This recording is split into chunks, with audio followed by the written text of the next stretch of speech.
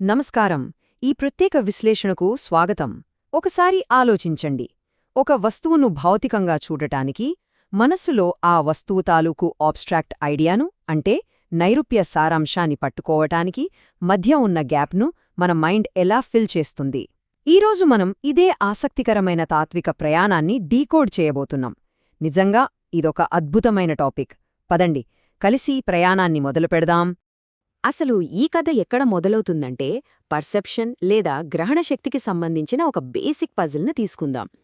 ఎప్పుడు నైరూప్య ఆలోచనలతో అంటే అబ్స్ట్రాక్ట్ ఐడియాస్తో డీల్ చేసే మన మేధస్సు ఒక భౌతిక వస్తువుని ఖచ్చితంగా ఎలా అర్థం చేసుకుంటుంది? మన కంటికి కనిపించే ఈ భౌతిక ప్రపంచం అసలు కంటికే కనిపించని మన బుర్రలోకి ఎలా వెళ్తుంది? ఇదెప్పుడైనా ఆలోచించారా? ఈరోజు ఈ టాపిక్ను మనం ఎలా విశ్లేషించబోతున్నామో ఒకసారి ఫాస్ట్గా చూసేద్దాం. Puzzle of perception, direct versus indirect knowledge, decoding the phantasm, two types of consciousness, intellect meets senses, మరియు చివరగా the unified human soul. ఒక్కొక్కటిగా ఈ కాన్సెప్ట్స్ అన్ని క్లియర్ చేసుకుంటూ వెళ్దాం. రైట్, మనం మొదటి విభాగం puzzle of perception, abstract thoughts ద్వారా ఒక భౌతిక వస్తువును పట్టుకోవడం.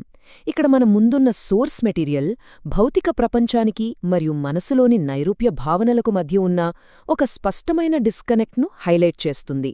మూల గ్రంథం ఏం చెబుతోందంటే సార్వత్రికమైనవి అంటే యూనివర్సల్ కాన్సెప్ట్స్ మాత్రమే మేధస్సుకు సరైన విషయాలు కాగలవు. అంటే ఏంటి? మన బుర్ర, అదేనండి మన మేధస్సు, కేవలం ఆబ్స్ట్రాక్ట్ భావనలను మాత్రమే ప్రాసెస్ చేసేలా డిజైన్ చేయబడింది. అది నేరుగా ఒక భౌతిక శరీరాన్ని గ్రహించలేదు లేదా ప్రాసెస్ చేయలేదు. మరి అది వస్తువులను ఎలా గుర్తిస్తుంది? ఇక్కడే మనం మన రెండవ విభాగం డైరెక్ట్ వర్సెస్ ఇండైరెక్ట్ నాలెడ్జ్లోకి అడుగుపెడుతున్నాం.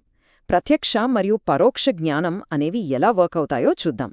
నాటి స్కూల్మెన్ లేదా తత్వవేత్తలు డైరెక్ట్ నాలెడ్జ్ను పర్ సే అని పిలిచేవారు. అంటే ఒక వస్తువును నేరుగా ఎలాంటి మీడియం లేకుండా తెలుసుకోవడం. ఉదాహరణకు మన మేధస్సుకు ఒక సార్వత్రిక ఆలోచనను నేరుగా అర్థం చేసుకునే పవర్ ఉంటుంది కదా, సరిగ్గా అలాంటిదన్నమాట. దీనికి ఎగ్జాక్ట్ ఆపోజిట్ పెర్ యాక్సిడెన్స్ అంటే ఇండైరెక్ట్ నాలెడ్జ్ లేదా పరోక్ష జ్ఞానం. మన మేధస్సు ఒక నిర్దిష్ట భౌతిక శరీరాన్ని నేరుగా కాకుండా మన కళ్ళు, చెవులు లాంటి కింది స్థాయి సామర్థ్యాల మీద ఆధారపడి తెలుసుకోవడం. ఆ ఇంద్రియాలకు మాత్రమే భౌతిక వస్తువులను నేరుగా పట్టుకునే పవర్ ఉంటుంది కదా. దీన్నే ఇంకా సింపుల్గా అర్థం చేసుకోవడానికి ఒక ఉదాహరణ చూద్దాం. మన కన్ను ఒక రంగును డైరెక్ట్గా అంటే పెర్సే పద్ధతిలో చూస్తుంది. కాని ఆ రంగును కలిగి ఉన్న వస్తువును పరోక్షంగా అంటే పెర్ యాక్సిడెన్స్ పద్ధతిలో చూస్తుంది. రంగు కంటికి నేరుగా తెలుస్తుంది, కాని ఆ వస్తువు ఆ రంగు ద్వారా మాత్రమే తెలుస్తుంది. చాలా ఇంట్రెస్టింగ్ లాజిక్ కదా. ఇప్పుడు మూడవ విభాగం ఫ్యాంటాజంను డీకోడ్ చేయడం. ఇక్కడే అసలు మ్యాజిక్ అంతా దాగి ఉంది. ఆ భౌతిక వస్తువును క్యాప్చర్ చేయడానికి మనం మైండ్ లోపల వాడే మెకానిజం గురించి తెలిస్తే ఖచ్చితంగా ఆశ్చర్యపోతారు. ఇక్కడ ఫ్యాంటాజం అనే పదం వస్తుంది. టెన్షన్ పలకండి. ఫ్యాంటాజం అంటే ఏమీ లేదు, మన ఇంద్రియాలు మరియు ఇమాజినేషన్ ద్వారా సేకరించిన ఒక భౌతిక వస్తువు తాలూకు రా మెంటల్ ఇమేజ్. ఒక వస్తువుని చూడగానే మనసులో పడే మొట్టమొదటి ముడి చిత్రం అన్నమాట. ఈ భారీ పదజాలాన్ని కాస్త పక్కన పెట్టి సోర్స్ టెక్స్ట్లో ఇచ్చిన ఒక బ్యూటిఫుల్ సింపుల్ ఉదాహరణ ద్వారా దీన్ని ప్రాక్టికల్గా అర్థం చేసుకుందాం. అదే ఒక సాధారణ పువ్వు. ఒక పువ్వును చూసినప్పుడు ఏం జరుగుతుందో తెలుసా? మైండ్ చాలా ఫాస్ట్గా 3 స్టెప్స్ దాటుతుంది. స్టెప్ 1, కళ్ళు ఆ పువ్వును చూసి ఫ్యాంటాజంను క్రియేట్ చేస్తాయి. స్టెప్ 2, మన మేధస్సు ఆ పర్టిక్యులర్ పువ్వు నుంచి అసలు పువ్వు అంటే ఏంటి అనే ఒక అబ్స్ట్రాక్ట్ ఐడియాను సంగ్రహిస్తుంది. ఇక స్టెప్ 3, ఇలా తాను సంగ్రహిస్తున్నానని మన మేధస్సుకు దానంతటదే తెలుస్తుంది. ఇదంతా కనురెప్ప కొట్టేలోపు జరిగిపోతుంది. నెక్స్ట్, నాలుగవ విభాగం టూ టైప్స్ ఆఫ్ కాన్షియస్నెస్. తెలుసుకోవడమనే చర్యను ప్రతిబింబించడం. మేధస్సు ఆ పువ్వును ఐడెంటిఫై చేశాక తనకు తానుగా రిఫ్లెక్ట్ అవ్వడం వల్ల అది 2 రకాల స్పృహలకు, కాన్షియస్నెస్కు దారితీస్తుంది. అవేంటో చూద్దాం. 1 సైకలాజికల్ కాన్షియస్నెస్, 2 ఆంటలాజికల్ కాన్షియస్నెస్. మేధస్సు తన లోపల జరుగుతున్న పనిని గమనించడం సైకలాజికల్ లేదా మానసిక స్పృహ. అంటే ఓహో నేనాలోచిస్తున్నాను అని తెలియడం. కాని అదే పని ఆ భౌతిక పువ్వును గ్రహించడంగా మారినప్పుడు అది ఆంటలాజికల్ కాన్షియస్నెస్ అవుతుంది. 1 యాక్షన్ 2 వ్యూస్ అన్నమాట.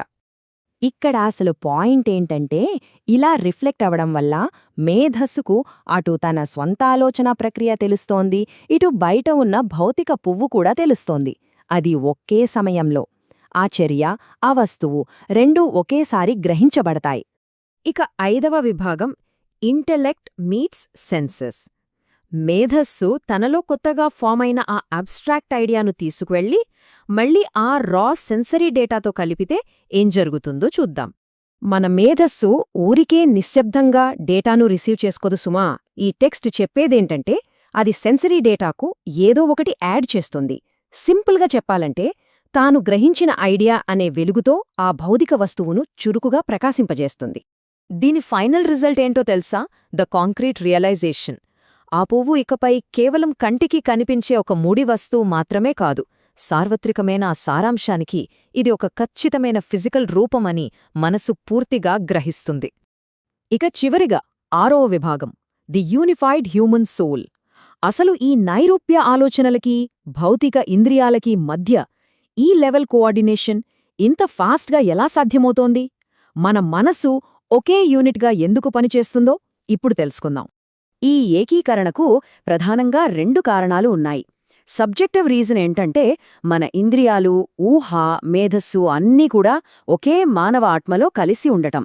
ఇక ఆబ్జెక్టివ్ రీజన్ ఏంటంటే మన కళ్ళు చూస్తున్న ఆ భౌతిక వస్తువు, మన మేధస్సు గ్రహిస్తున్న ఆ నైరూప్య ఐడియా, ఈ రెండూ వేరువేరు కాదు, ఒకే ఎంటిటీ కావడం. అందుకే ఈ ట్రాన్స్లేషన్ అంత స్మూత్గా జరుగుతోంది. దీన్ని ముగించే ముందు ఒక్కసారి ఆలోచించండి. ఒకే ఆత్మలో ఉన్న భౌతిక ఇంద్రియాలకు, నైరూప్య మేధస్సుకు మధ్య నిరంతరం సాగే ఈ సైలెంట్ ట్రాన్స్లేషన్ ద్వారానే మన వాస్తవికత అంతా నిర్మితమవుతోందంటే ఇది మన తదుపరి ఆలోచనను, మనం చూసే విధానాన్ని ఎంతలా మార్చేస్తోంది. వావ్ అనిపిస్తోంది కదూ! ప్రతి క్షణం మన బుర్రలో ఇంత మ్యాజిక్ జరుగుతోంది. ఈ ఆసక్తికరమైన విశ్లేషణను ఇక్కడితో ముగిద్దాం. మరింత విజ్ఞానంతో మరోసారి కలుద్దాం.